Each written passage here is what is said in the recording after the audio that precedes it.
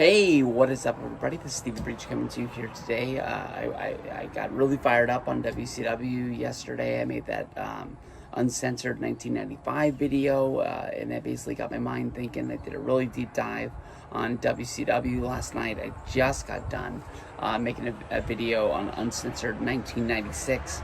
But I think that's the worst WCW pay-per-view of all time. But another thing that I talked about in the uncensored 95 was the birth of the ultimate surprise. Basically, the Renegade and his debut in WCW, and I was just thinking that how bad the bait and switch was. But last night I really got to thinking, and I had to look up STARRCADE 1996. I think that honestly, WCW was hitting on all cylinders right then. At that time, the NWO was hot, but they were starting to show cracks that they were able actually to be beaten. But the STARRCADE 1996 match, to me, honestly, was the ultimate bait and switch that I think that WCW ever did. They built up Roddy Piper coming into WCW. He's fresh off his run as the commissioner of the WWF. He had the main event against Jerry the King Lawler at the King of the Ring, and then he just kind of turned into a mouthpiece that would come out every once in a while to try to book matches, and when things would get out of control, he would come out there and try and put it together. Vince, it kind of put him out the pasture. He really thought that he still had a name in wrestling. Eric Bischoff thought if he put him on TV, that it would really get people, brought in. It doesn't matter WCW, doesn't matter if it's TNA.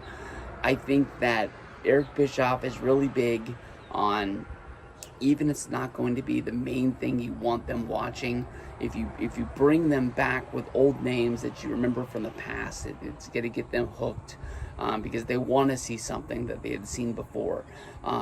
Basically, at Halloween Havoc, you had Hollywood Hogan beat the Macho Man. Once that match was over, out of the back, Roddy Piper made his debut, and he came out to the ring. It was a big shock that he was there. He came out and did the face-to-face with Hogan. At that point, it was kind of like, oh man, are we going to see this match again? This is something that people remember from early, the first WrestleMania, the MTV special. These are two guys that really don't like each other. And now the tides are turned. Hogan is the bad guy. Piper's trying to be the good guy. And we just want to see this match. As it plays out on Nitro, the match isn't really coming together. And all of a sudden, Eric Bischoff comes out and he's like, hey, he's a WCW guy at the time. He's saying hey, I've done everything I can. I can't sign Roddy Piper to a deal. It's like Piper really doesn't want to fight Hogan. He showed up at Halloween Havoc. They made the challenge, but there's no pen to paper. It's just not going to happen. At that point, Piper comes out, and it's exposed that Eric Bischoff really didn't go out to Oregon, really didn't try to sign Piper. Hogan is the one who doesn't want to have this match, so Bischoff is not signing Piper to a deal, so the match cannot happen. That's when he has was the road crooked, was the road straight?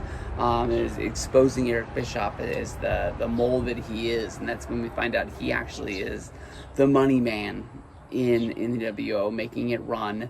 And he turns to being a bad guy, which kind of pushes Ted DiBiase. At that point, Ted DiBiase was $1 billion Ted, and you thought he was the guy funding the whole thing for all the WWF guys to come to WCW and run wild. But the match of the millennium, the biggest match of all time, the greatest show of all time, STARRCADE 1996, I'll give it to him. I mean, if you go back to Fall Brawl, when they had Sting walk out on WCW, I really would have rushed Sting to be in this match. It really didn't make sense to me why they didn't do Sting versus Hogan at the time. You can say now, though, because they wanted Sting to sit out so long, so he really was the face of WCW, and somebody had to stand up to the NWO. I don't really believe that. I think that honestly that maybe they were looking at having a really big show, but I don't think they really knew it was going to be STARRCADE the next year. I don't think that's really the way WCW worked. I understand they had a huge payroll. I think they had a lot of wrestlers. Sting was one of the biggest names that they had. And for him just to be hanging out in the rafters and know that he's going to be out for over a year with no injury, he's wrestling a little bit over in Japan, that really doesn't do anything for WCW. And I don't think that's the way WCW booked at the time. I think that honestly, it might have got pushed back farther because Piper was a bigger name in the world of wrestling coming from the WWF, and maybe they were like, oh shoot, this is big. Let's push this Sting thing back as long as we can. Because during the show, Sting really isn't even involved with this Piper match. Sting actually comes out during the Luger versus the Giant match, which is where we actually see Luger defeat the Giant. This match was really set up because Giant had won World War III by eliminating Luger for the NWO to get to win. But during this match is actually when Luger is able to pin the Giant. It's the first loss that the NWO had really had, I think, ever. They even won World War III, so that you can't even say that WCW won that. Any match that NWO would have been in, they didn't wrestle a ton because they really weren't in the company. They hadn't had Sold Out yet. Or no,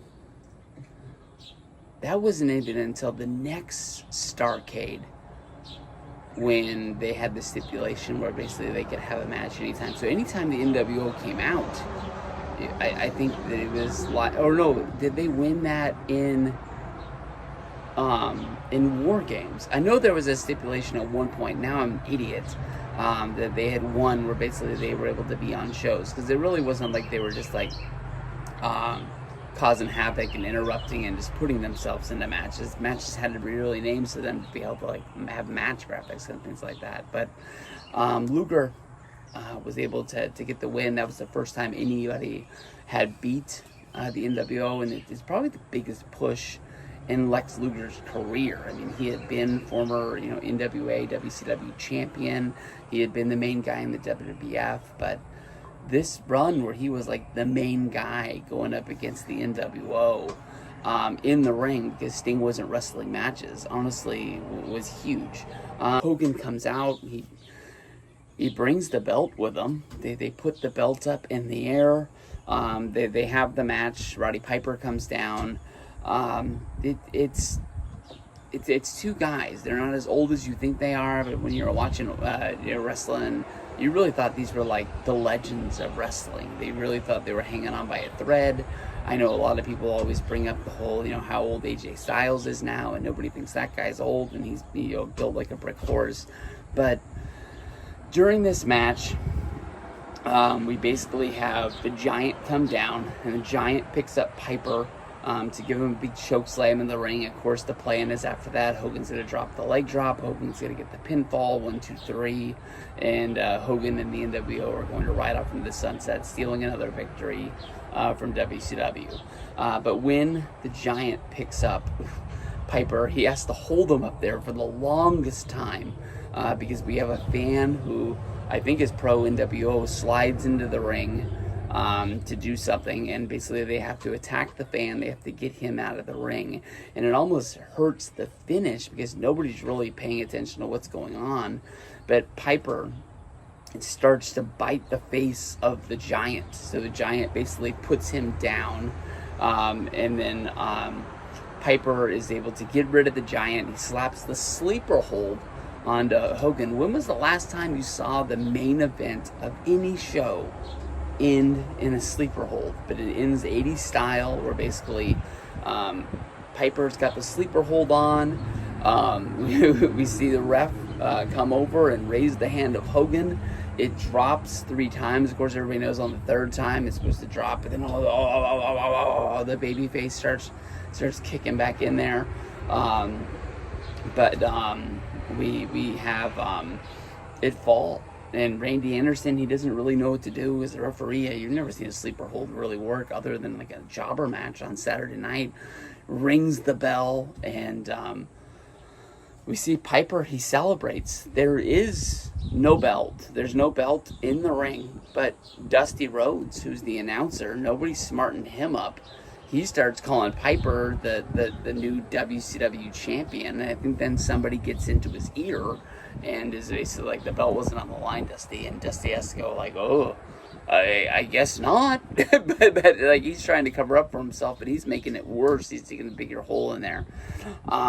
Even if the Piper WCW title run wasn't but a week or a month, the guy beat Hogan in the ring. He's the first guy to be able to do it. For them to come out on Nitro and basically say that it was a change in the contract, the championship was never on the line. I thought that was just a bad way out. Of course, from there, so that they don't have to do more Piper versus Hogan, even though we would see it later on.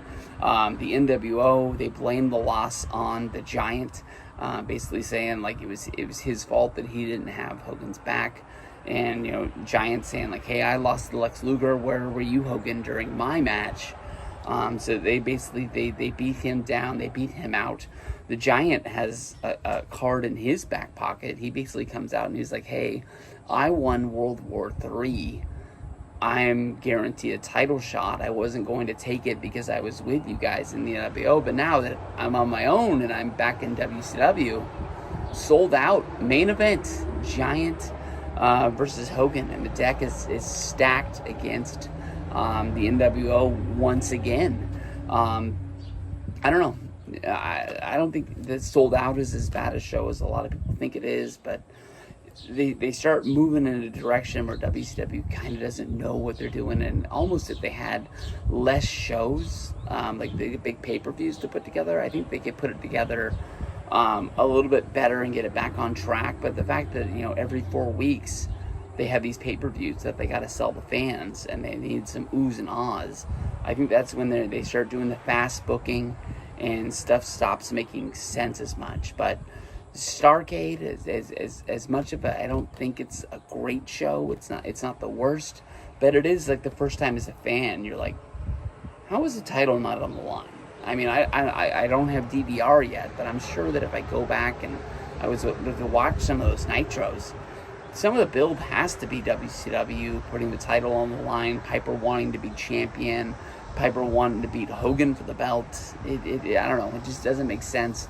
And it just seems that like that day when they go to Hogan and they're like, hey, Piper's gonna beat you, and he's like, okay, Piper can beat me, but I'm not giving him the belt. It almost seems like it's a that don't work for me, brother, kind of situation. So I don't know. Let me know what you guys think. I think it's the first time WCW really gave us the bait and switch during their boom era, that kind of fans just went like, and like the next year at Starrcade, when they do another finish, Sting wins the title, but then they use the whole, yeah, but Nick Patrick was a fast count. The count doesn't work, so they end up stripping him on Nitro. They put the title match on the debut episode of Thunder.